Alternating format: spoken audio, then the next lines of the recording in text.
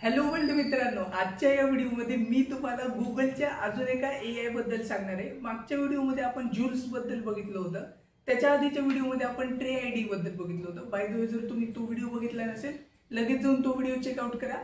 या व्हिडिओमध्ये आपण फायरबेस स्टुडिओ या AI बद्दल बघणार आहे। तर या AI बद्दल खासियत, जर हे फुल स्टॅक ऍप डेव्हलपमेंट करू शकतं। नीट आहे का? ऍप डेव्हलपमेंट, वेबसाईट तर ते डेव्हलप करू शकतं, पण ऍप सुद्धा डेव्हलप करू शकतं। सगळ्या गोष्टी सांगणार आहे, कशा पद्धतीने हे काम करतं। जाऊया कॉम्प्युटर स्क्रीन मध्ये आणि सुरू करूया आजच्या धासू व्हिडिओला। Like, share and subscribe. मी आलेलो आहे माझ्या कॉम्प्युटर स्क्रीन मध्ये आणि माझा आवाज तुम्हाला ऐकू येत असेल, स्क्रीन पण दिसत असेल आय होप।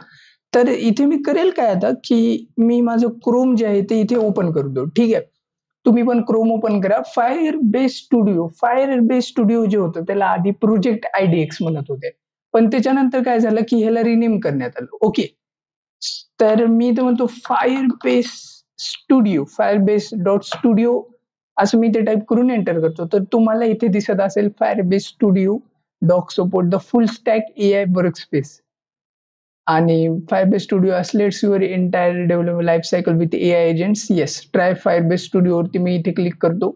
तसं तर मी फायरबेस स्टुडिओ आधी कधी यूज केले नाहीये, आता व्हिडिओ करण्यासाठी आणि भूतकाळामध्ये मी खूप थोडंसंच याला टच केलंय, ह्याला यूज केलंय। तर लेट्स ट्राय। आता हे इथे मला म्हणते prototype and app with AI, an app that creates recipes from photos आणि इथे तुम्हाला खाली दिसत असेल start and app, new workspace आणि एवढे सारे जे इथे टेक्नॉलॉजीज आहेत, जसं की गो आहे, पायथन आहे, जावा आहे, .NET आहे। त्याच्यानंतर आपल्याला ॲस्ट्रो बघायला मिळतात, React.js, तर भरपूर साऱ्या गोष्टी मला इथे बघायला मिळतात। मी इथे काय करतो, टिपिंग कॅल्क्युलेटर वरती क्लिक करतो, टिपिंग कॅल्क्युलेटर आणि प्रोटोटाइप विथ AI वरती क्लिक करतो। बाय द वे, इथे मला म्हणलंय की a tipping calculator app to help calculate tip on a bill among friends use a pink and purple colour scheme. Okay, तर मी प्रोटोटाइप विथ AI वरती click करतो आणि बघू हे आपल्यासाठी काय जादू करते इथे। फायरबेस स्टुडिओ आणि स्टुडिओ, तर हे इथे सँडबॉक्स सेटअप करते माझ्या मते। ओके, टिपिंग कॅल्क्युलेटर ॲप म्हणजे टिप देण्यासाठी, ठीक आहे, एक टिप देण्यासाठी कॅल्क्युलेटर ॲप्लिकेशन हे बनवतोय, which is pretty cool. Tip split, bill input, okay, बिलचं इनपुट घेतलं जाईल, त्याच्यानंतर जे clear output display, AI split suggestions, a tool suggest a fair split taking into account different order amounts using generative AI। ठीक आहे, colour scheme, brand colour पण यांनी इथे चूज केलाय, तर व्हायब्रंट पिंक आणि लाईट पिंक आणि हा कोणता कलर आहे, लेव्हेंडर। ओके, लेआउट पण ह्याने मला इथे दिलंय की a clean intuitive layout to ensure easy navigation. By the way, हे जेव्हा मी इथे बघतोय ना, की मला एक कळलंय की जे काही प्रोजेक्टचे रिक्वायरमेंट्स असतील, जर तुम्हाला कोण येऊन म्हणलं की ही वेबसाईट माझ्यासाठी बनवून दे, तुम्ही त्याला म्हणू शकता की ब्रँड कलर काय, लेआउट काय, टायपोग्राफी कोणती असली पाहिजे। तर हे तुम्ही ॲज अ क्लायंट पुढच्याकडून घेऊ शकता, जर तुम्ही कोणती वेबसाईट डेव्हलप करत असाल तर। तर क्लायंट तुम्हाला या गोष्टी प्रोव्हाइड करेल आणि ॲज पर दॅट तुम्ही वेबसाईट जनरेट करून द्याल।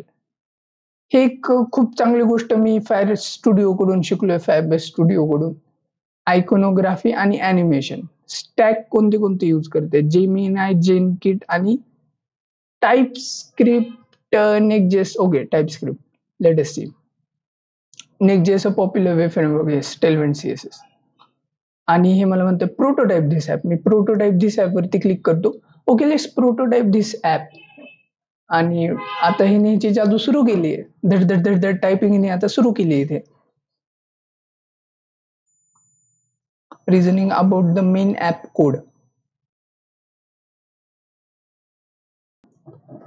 आता जो काही कोड करायचा होता इम्प्लिमेंटेशन याने इथं केलं। आता हा चेक करतोय एरर्ससाठी की कोणते एरर्स तर नाही आहेत ना या कोडमध्ये। मी जेव्हा व्हाईब कोडिंग करतो किंवा AI कडून कोड लिहून घेतो, तेव्हा भरपूर वेळेस असं होतं की त्याच्यामध्ये एररच भरपूर असतात, पण इथं हा जो अप्रोच आहे तो खूप भारी आहे। तर इथे याने एक्झाम्पल दिले बिल अमाउंट मध्ये की एवढी बिल अमाउंट तुम्ही देऊ शकता. तर एक्झाम्पल मध्ये याने 100 दिले, मी 100 देतो. त्याच्यानंतर टिप पर्सेंटेज दिले आणि नंबर ऑफ पीपल दिले 1 आणि ऑर्डर डिटेल्स मध्ये यांनी अशा प्रकारे दिले. तर मी इथं काय करतो, इथे मी इथं म्हणतो हर्ष आणि इथं म्हणतो मी दहीवडा. ओके, हर्ष दहीवडा, दहीवडा ठीक आहे. आणि दहीवडा कितीला? $12. आणि कॅल्क्युलेट बेसिक स्प्लिट वरती जर मी क्लिक केलं तर हे म्हणते मला टोटल बिल एवढं आहे, टिप अमाऊंट एवढी आहे आणि अमाऊंट पर पर्सन एवढा आहे. मी जर जेने AI पॉवर्ड फेअर स्प्लिट वरती क्लिक केलं तर हे म्हणते कुड not fetch AI split suggestion console for details. Okay, तर आय थिंक ह्याला API की पाहिजे. येस, ह्याला API की पाहिजे. तर मी सध्या आता ह्याला API की देण्याच्या भानगडीमध्ये नाही पडत. फक्त मी हा UI बघितला आणि भारी आहे. टिप स्प्लिट म्हणजे हे जे काही ह्याने बनवलं प्रिटी अमेझिंग, म्हणजे भारी आहे. रिक्वायरमेंट्स गॅदर करून मग कोड लिहून मग त्याच्यानंतर जो एरर फाइंड आउट करायचा अप्रोच होता तो मला खूप आवडला.